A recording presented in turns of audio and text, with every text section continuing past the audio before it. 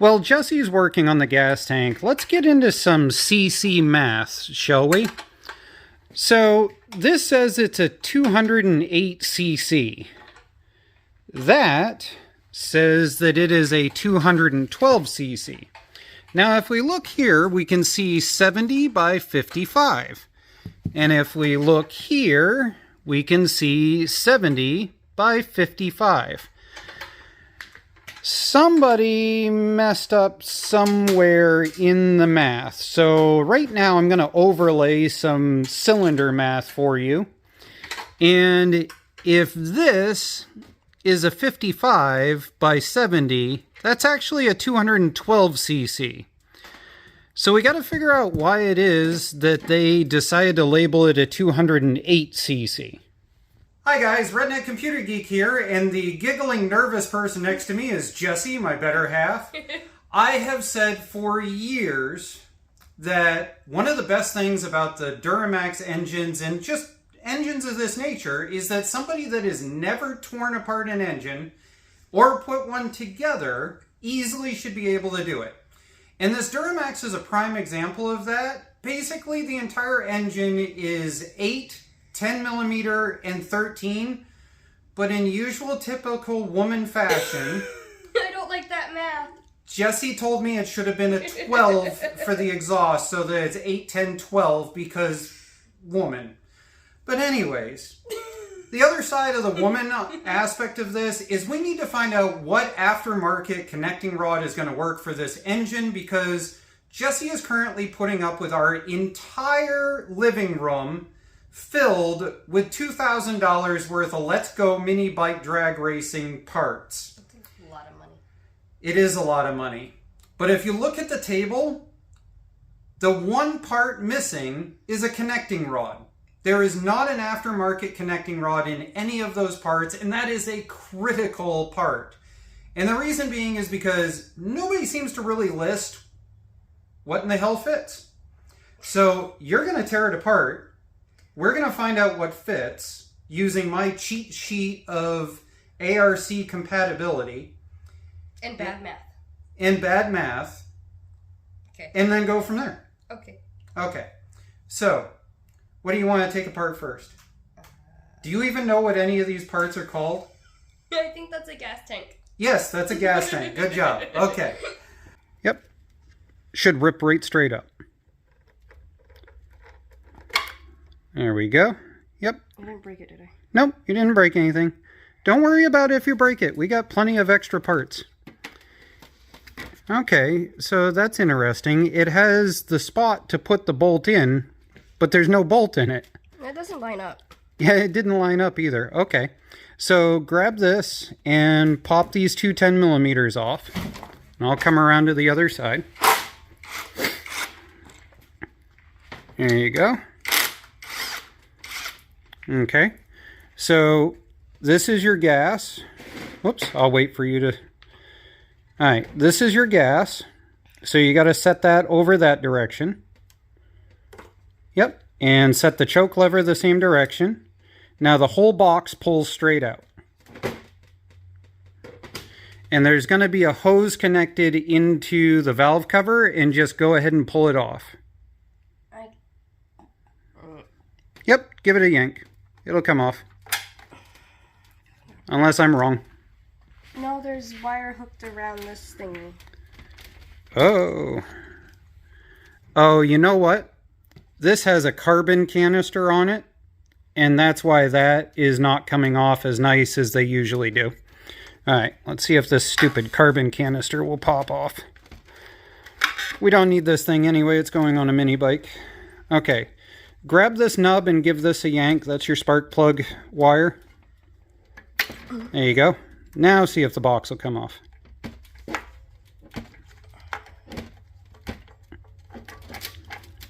Boy, it's being lovable, isn't it? What are you hooked on? I don't know, but you have a cute face when you concentrate because you scrunchy your nose.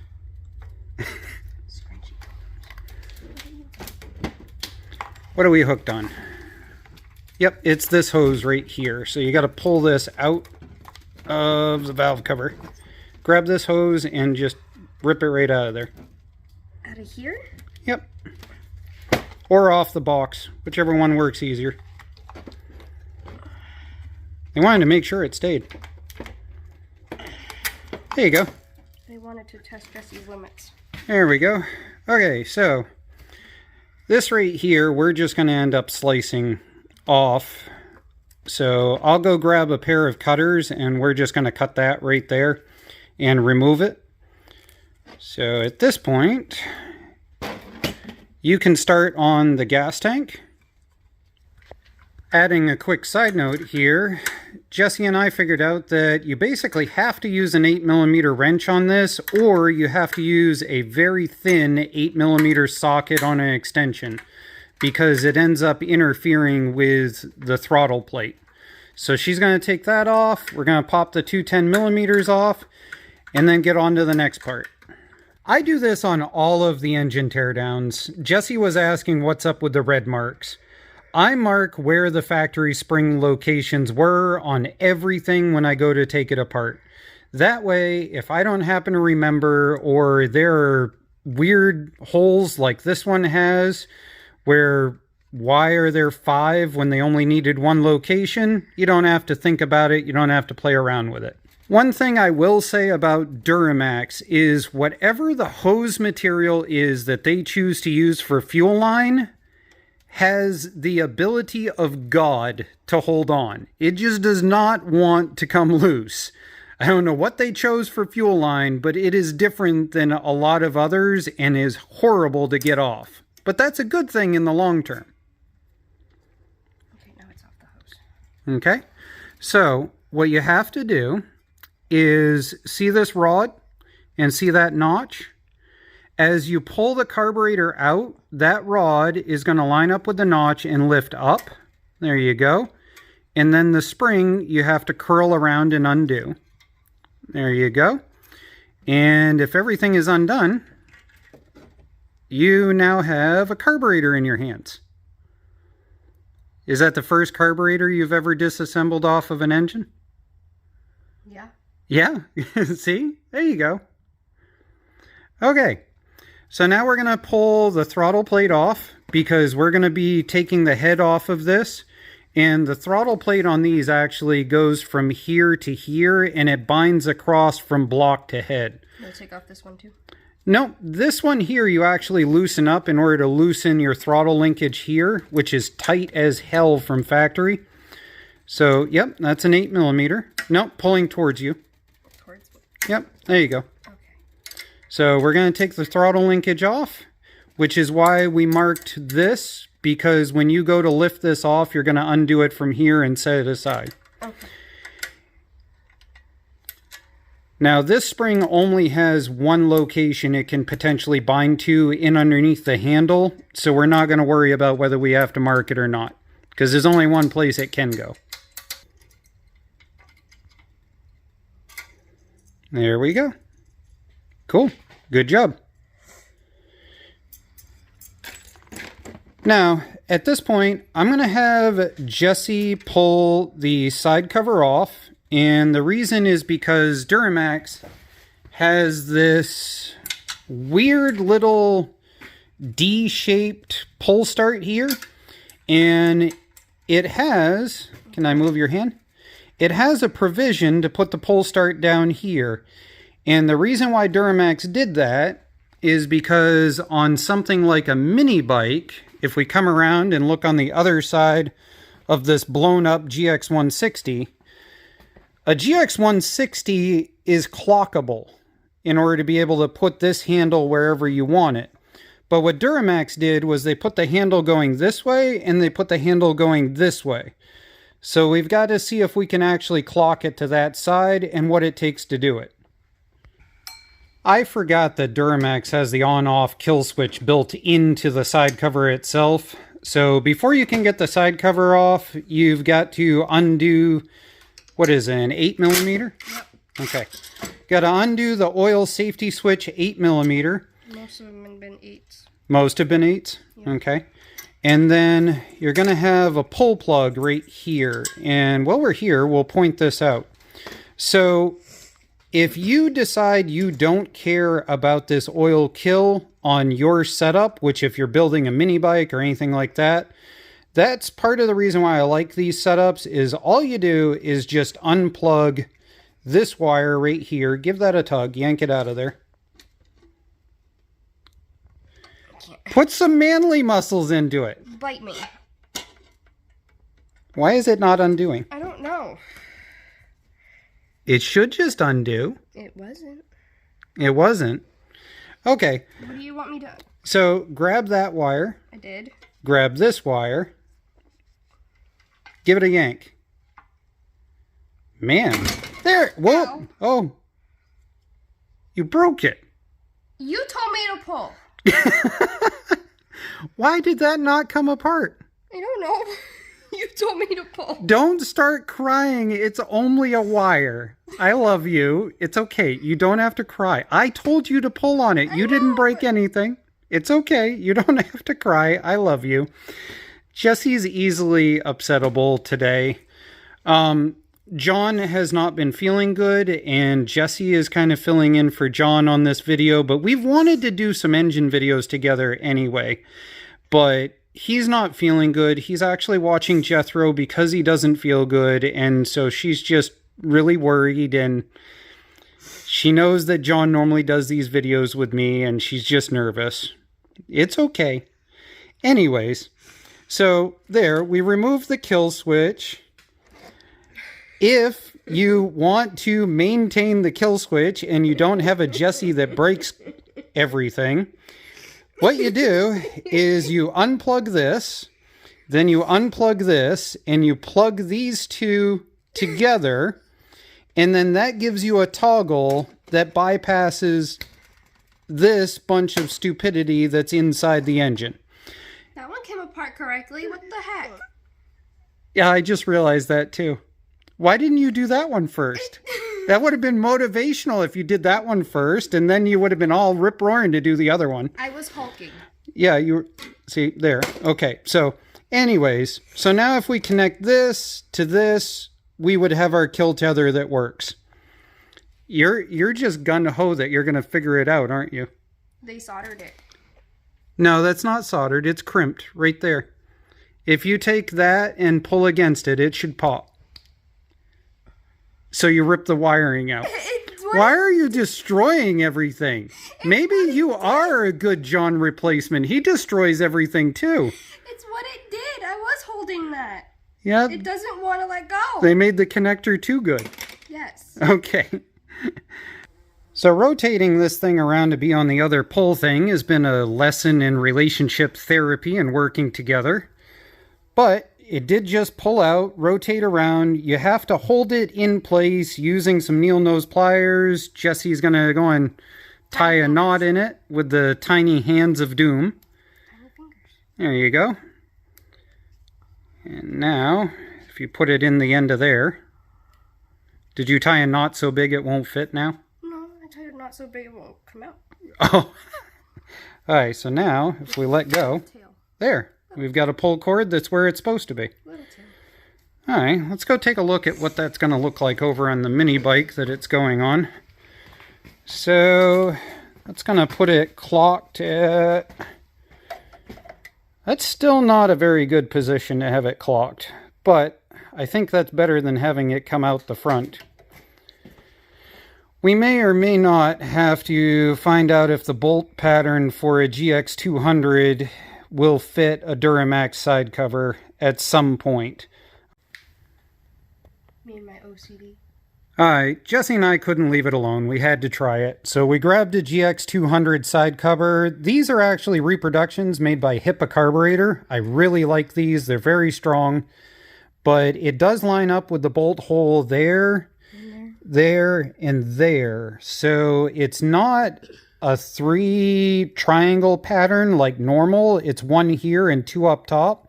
But it does fit, so that's good. Jesse's getting the side cover back on after our experiment. We grabbed a small little self-tapper here and drove it right into that spot right there. Now this thing doesn't matter and there's no vacuum leaks going into the intake. Fixed. Doing the spark plug? Yeah, I guess. There you go.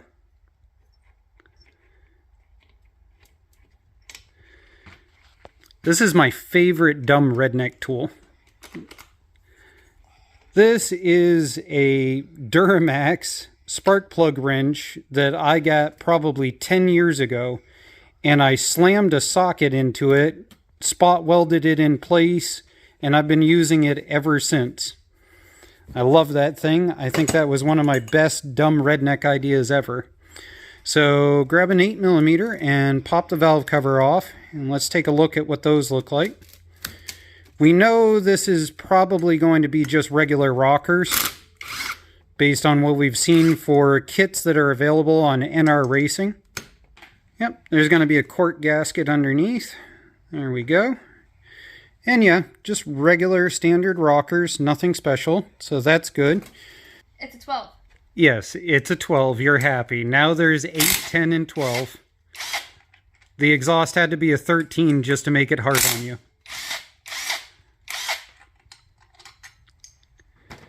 Okay. Oh, really long. Yep, and there should be 2 more hidden down in here. Oh. Now, for the people saying that we should be undoing the rockers, it's okay. We're going to undo the rockers later.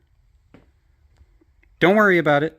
It's just the internet is going to comment that I didn't have you undo the rockers. But why? Because underneath these rockers are push rods. And the push rods are going to potentially come loose and drop down into things. And we're already taking everything apart all the way down to block. So it does not matter whether the push rods end up getting into things. Because we can take them out later? Because we can take them out later. If they fall? Yes. Okay. And the other thing is, we have to set the valve lash when we put it back together anyway. So it doesn't matter whether we undo it now or whether we undo it later. It all has to be undone at some point. Okay. Okay? Okay. All right. Pop it off.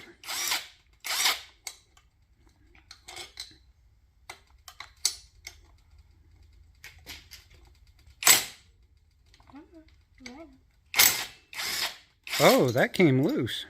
Interesting. I was expecting that to be stuck. Alright, so Jesse got that off of there. That does look to be a full-size cylinder in here in the head volume. And what kind of piston do we have? We have a flat top stock. Interesting. I was not expecting that. Which is very interesting because if you go on NR Racing, what NR Racing sells you, wow, that is really close to being already flush. We're not going to take this gasket off. Oh, wait, yes we are, because we have to pull it in order to find out what the connecting rod is. No. Oh, rats. Okay, so we do have to pull this gasket off. Let's see how flush this actually is. I know that's not a professional flat edge, but I think we get the point across quite nicely. That is literally very close to zero deck. I don't think I've seen anything factory that's that close, which means that whatever connecting rod this thing does have, you would have to get exactly that connecting rod in length to make it work with the stock piston, which might be why it is that there seems to be no info on what it is actually fits in this thing. We'll find out more once we get it broken open. Pull the side cover. Okay, we're just going to take the cam out all at once. That's okay, that works. Sorry. It's okay. So here's why we were talking. Huh? Left that one in. Yep. So this is your crank. Okay. This is your cam. Oh. Okay. I was focused. And the reason why we try to leave the cam in is because if we still had the head on with the rockers and everything assembled, then right now your lifters would be shooting down into the engine and you'd have to get everything pressed in and attempting to put it in and remove your rockers and then reset your everything. Sorry. So in the future, what you do is when you start to get this side cover popped, you take a screwdriver, you put it right here, and then you press it in order to push the cam out of the side cover, which apparently this one just does not want. Why won't it come out of there? Nothing's working right today. Okay, this has been a never-ending what the hell. Wow. Yeah. What is going on? Why is that so Not stuck? just me, it's the thing. Like, seriously, hold on to that. Okay. There it goes. Wow, that was very stuck in there. What does this say for side stuff? RC 168. FB Okay, so it is a 168 style cam. 624-19. Okay. So let's go ahead and grab a GX200 cam. Over here, I've got one of the horrifying plastic ones. And let's just see here. Yeah, that looks the same. The ends look the same. Let's see if this fits. That's so dirty and you're messing up clean stuff. Honey, I can't seem to get it in the hole. You might have to help. There it goes. Oh yeah, see, that spins nice. That's how it's supposed to spin. So that definitely fits without any issue. Why was this being...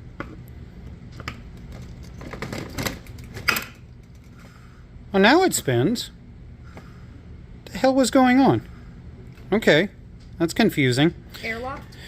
It might be. It might have had an air bubble in there locking it in. So these are definitely the same. That's definitely interchangeable. So that's good.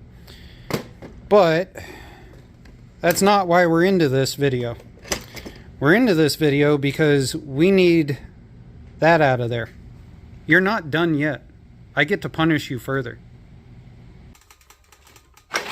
That Predator. Whoa. Okay, well, that popped out. Yeah. Now, well, the moment you've all been waiting for. Is it just plain a Predator? And the answer is actually no. So, this is a Predator connecting rod.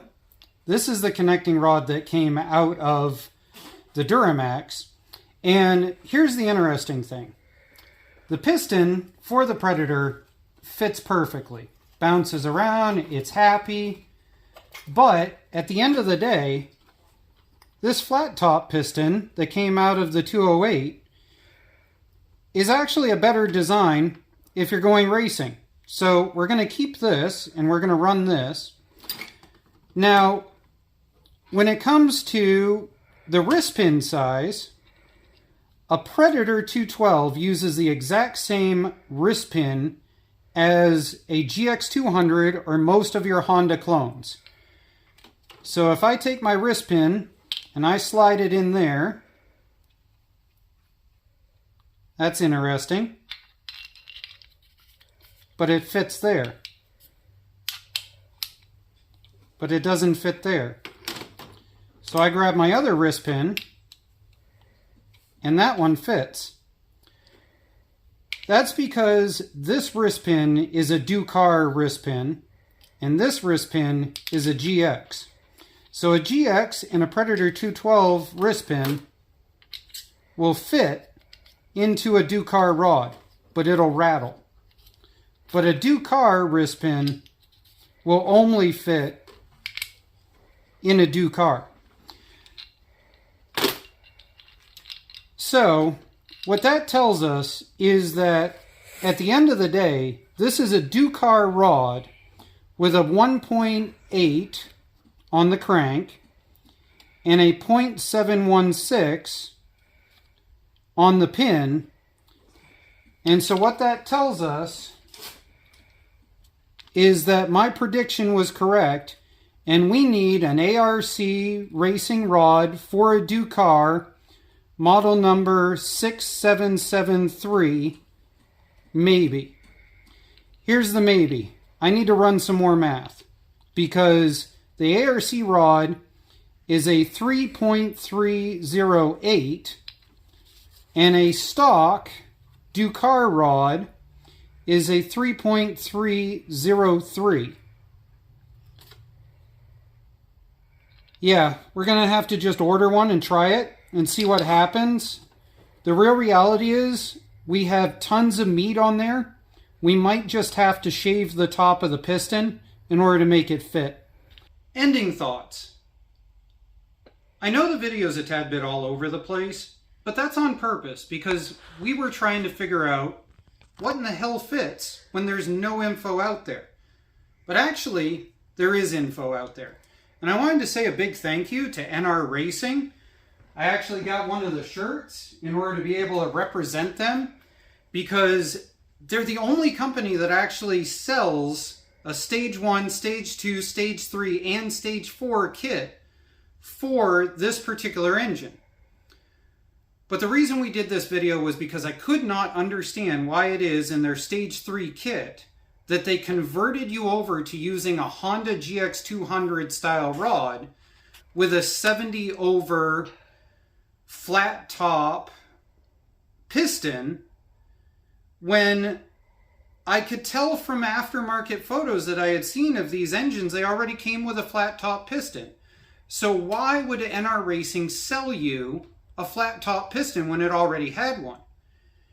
And so what it comes down to is that if you convert this over to using the GX200 style connecting rod, all of a sudden you can get forged pistons, you can get dish pistons, you can get flat top pistons, you can get about 9 different styles of piston that'll fit this thing.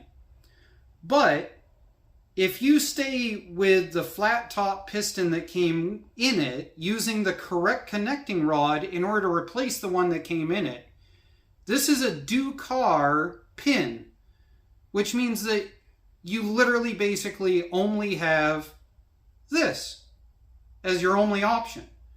There are 1 or 2 possible do-car pistons that we could stick in this thing.